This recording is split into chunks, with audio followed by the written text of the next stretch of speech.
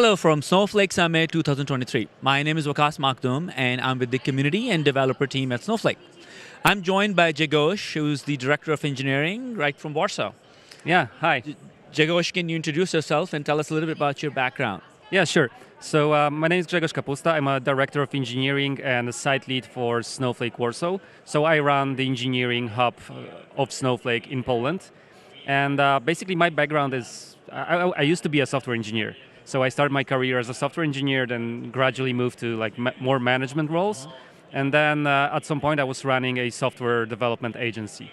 So we were at that point helping others, like both startups and larger companies, build their digital products, whether that were mobile apps, websites, what have you.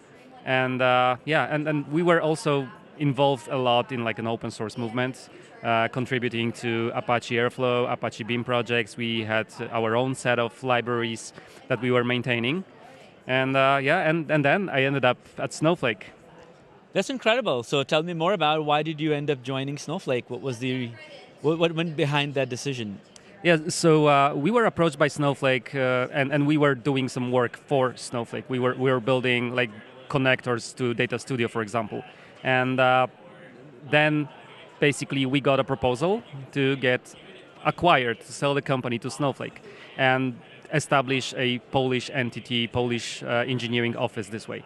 So that was a no-brainer because Snowflake is a really strong brand with a very good and highly recognizable product.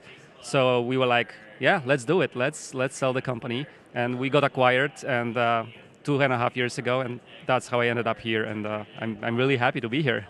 We are also very glad that you're here. So we heard a lot about the applications and LLM and other machine learning components coming to data, which is the new wave and new model. It's very, very interesting and unlocks a lot of new things for builders.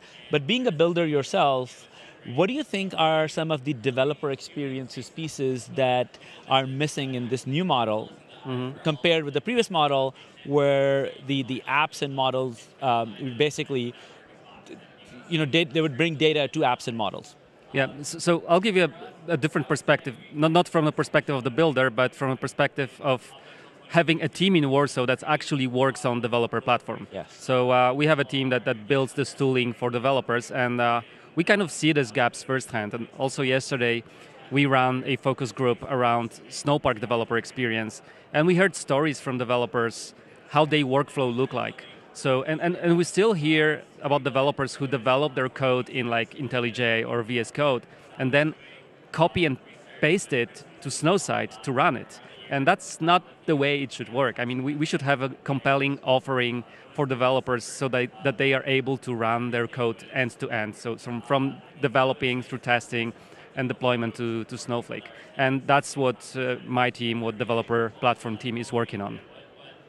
Awesome. You've been at Summit last few days. What an amazing week this has been. What are some of the announcements that you've been most excited about? Yeah, so my interest around developer platforms, so I obviously excited about the dev platform announcements, and we had quite a few of them. So just to name a few, Git support. So that's a big thing. So that's actually the thing that will help these developers to develop code in VS Code or IntelliJ, and then push it to the repository and fetch it from Snowside. So the copy and pasting piece is gone, which is a great news for developers. But also we just launched Snowflake CLI.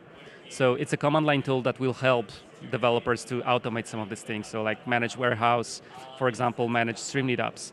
And then we have a number of efforts ongoing around building APIs. So REST API and Python API. So right now we have, for example, Python API for tasks and DAX. So you can now define your tasks from Python code instead of going to Snowside and working with SQL, for example. And this way we are building this foundational blocks and bits and pieces that will help us to build a proper platform for developers. That makes sense. How can developers and other builders learn more about these things? Yeah, so obvious place would be our documentation, but also developer.snowflake.com. So these are the sources of interesting cases and documentation that you can go and have a look. Great, and community.snowflake.com. Yeah. All right. Thank you so much. It's been great. Thank Waqas.